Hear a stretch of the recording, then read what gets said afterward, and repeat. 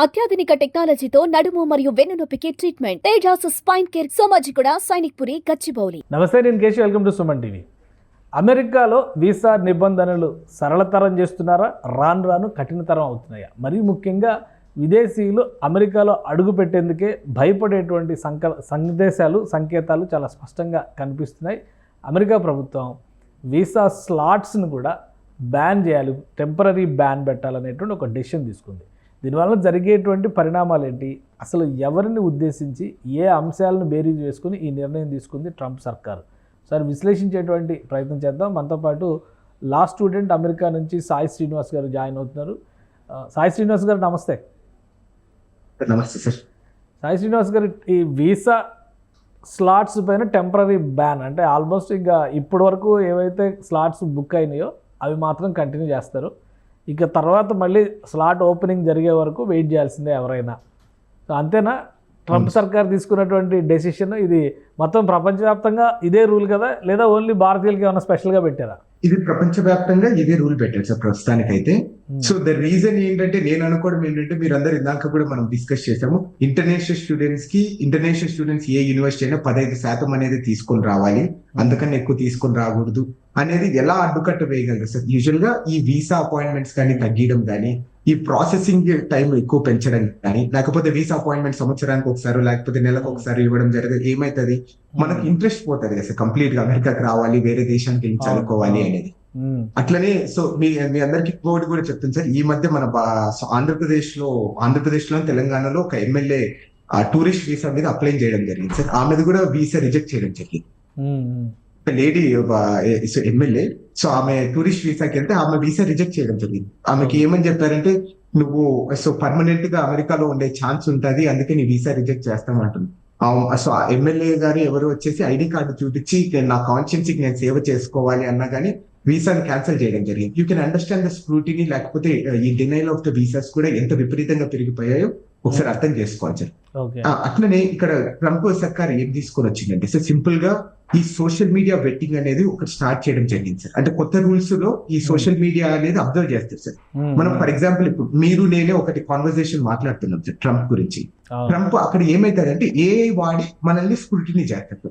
Trump లేకపోతే మనం communism లేకపోతే సో ఎలాన్ మస్క్ ఇట్లా పెట్టింటే ఏఐకి ఎలా అర్థం అవుతుంది సార్ మనం ఏం మాట్లాడామో, ఎలా దాన్ని అర్థం చేసుకుంటారు, జస్ట్ ఆ కీవర్డ్స్ వాడేసి నా వీసాని రిజెక్ట్ చేసేస్తారు. సో దీని ద్వారా ద ఫ్రీడమ్ ఆఫ్ స్పీచ్ కానీ ఆ స్వేచ్ఛ అనేది మనం కంప్లీట్ గా కోల్పోతాం సార్. మనం చదువుకోవడానికి ఎన్నో ఆశలు పెట్టుకొని అమెరికాకి వచ్చింటాం, ఇవన్నీ కంప్లీట్ గా డినే అవుతుందని నా ఇప్పుడు అసలు ఈ స్లాట్ క్లోజ్ చేయడం అనేది ఓన్లీ ఫర్ స్టూడెంట్స్ వీసానా, లేదంటే ఎనీ వీసా ఎవరైనా కానీ అమెరికా వెళ్ళాలంటే ఇప్పుడు వీసా స్లాట్ బుకింగ్ చేసుకొని అక్కడ ఇంటర్వ్యూ అటెండ్ అయ్యి అది ఓకే అయితే తర్వాత ఫింగర్ ప్రింట్స్, తర్వాత వీసా అప్రూవల్, ఇవంతా ప్రాసెస్. సో ఇది అందరికీ వర్తిస్తుందా, ఓన్లీ స్టూడెంట్స్ కోసమే స్లాట్ బుకింగ్లో ఆపేశారా ఇప్పుడు? అందరికీ వర్తిస్తుంది సార్ ఇది. సో ఎవరైనా విజిటర్ వీసా తీసుకోవాలన్నా కానీ సేమ్ ప్రొసీజర్, స్లాట్ లేదు కాబట్టి ఇప్పుడు ఎవరు వెళ్ళడానికి అవకాశం లేదు. అవును. So America banned for visiting, banned for working as of now. Okay. So ఏంటి దీనికి పరిష్కారం ఏంటి? ఎందుకు ఇలాంటి కఠిన నిర్ణయం తీసుకోవాల్సి వచ్చింది? స్టూడెంట్స్ వీసాస్ గురించి స్టూడెంట్స్ కోసమే రెగ్యులేట్ చేసేటువంటి ఆలోచన ఉంటే అందరికీ బ్యాన్ ఎందుకు పెట్టారు?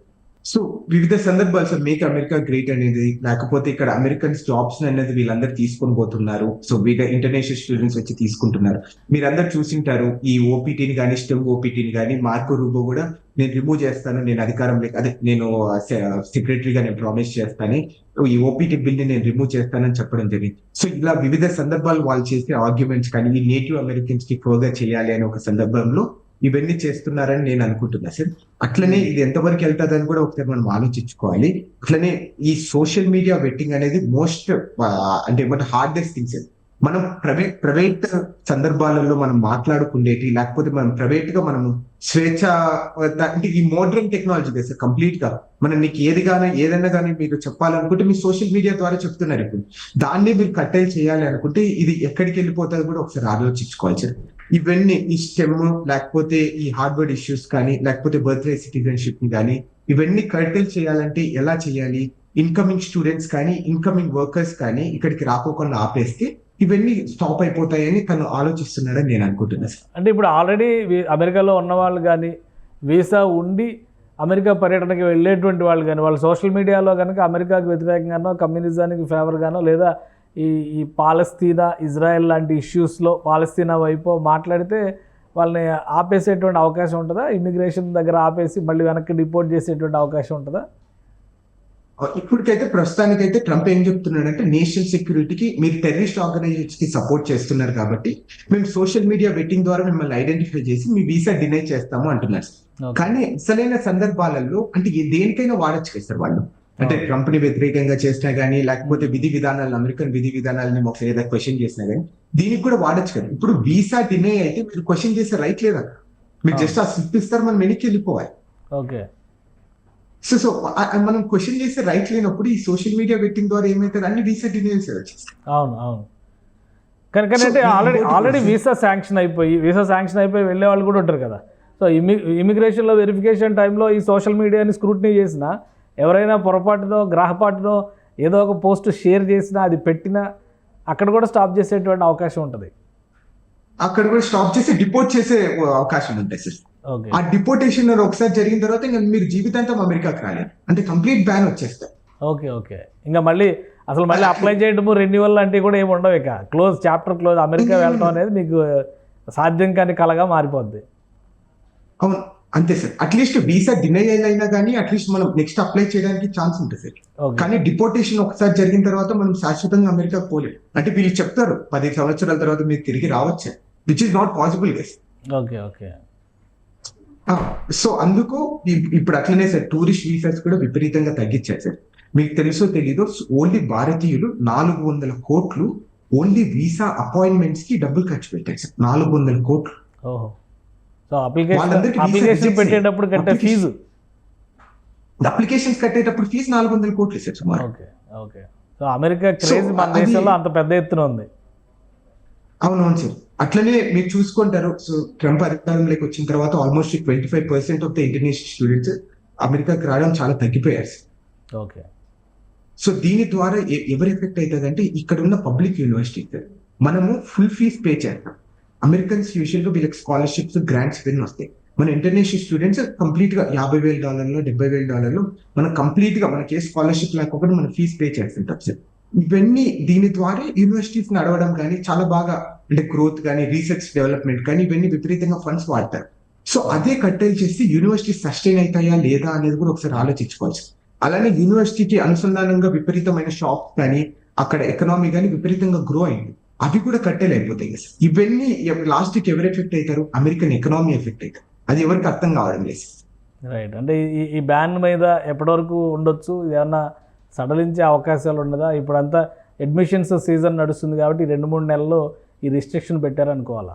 అంటే నేనైతే ఇప్పుడు అడ్మిషన్స్ నడుస్తున్నాయి కాబట్టి అట్లనే ఈ H1B అప్రూవల్స్ నడుస్తున్నాయి కాబట్టి ఇప్పుడు బ్యాన్ పెట్టారని అయితే నేను అనుకుంటున్నాను సార్. దీనివల్ల ఏమైతుందంటే మన వాళ్ళు కొంచెం డిస్ఇంట్రెస్టెడ్ కానీ లేకపోతే ఎందుకు లేకపోవడం నెక్స్ట్ సంవత్సరం కానీ ఒక 2-3 years తర్వాత వెళ్ళిపోదాము అనే ఒక ఇంటెన్షన్ తో పోస్ట్పోన్ చేసుకుంటూ వస్తుంటుంది సార్. అదే రీజన్ తో చేశాడని అయితే నేను అనుకుంటున్నాను. Right. Thank you Sai Srinivas గారు విశ్లేషణ అందించినందుకు. ఇది అమెరికాలో వీసా స్లాట్స్ ఇచ్చేటువంటి విషయంలో కూడా బ్యాన్ విధించింది. ఎందుకంటే పెద్ద ఎత్తున అమెరికా వస్తున్నటువంటి వ్యక్తులు ఎవరైనా కానీ విద్యార్థులు కావచ్చు, సందర్శకులు కావచ్చు, అమెరికా వ్యతిరేక భావజాలాన్ని ప్రచారం చేసేటువంటి అవకాశాలు ఉండేటువంటి వ్యక్తులను అయితే ఖచ్చితంగా నిలుపుదల చేయాలని డిసైడ్ చేశారు.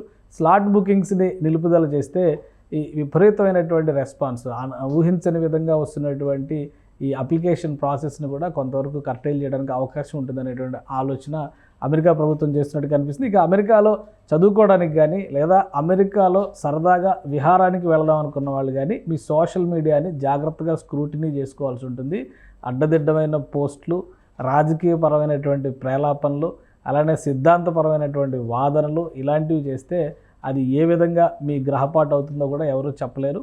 సో ఉన్నటువంటి అంశాలను స్క్రూటినీ చేసినాక సోషల్ మీడియాలో మీరు చేస్తున్నటువంటి వాదనలు అమెరికా వ్యతిరేక భావజాలంగా కనుక భావిస్తే అక్కడికి వెళ్ళినా కానీ డిపోర్ట్ చేసే ఛాన్సెస్ ఉంటాయని సాయి శ్రీనివాస్ గారు విశ్లేషిస్తున్నారు. డిపోర్ట్ చేస్తే జీవితంలో అమెరికా చూడడం అనేది, అమెరికా గడప తొక్కడం అనేది సాధ్యమే కాదు.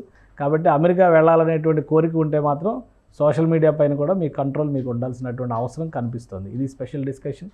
Keep watching. సుమన్ టీవీలో మీ పర్సనల్ అండ్ బిజినెస్ ప్రమోషన్స్ కోసం కింది నెంబర్కి కాంటాక్ట్ చేయండి.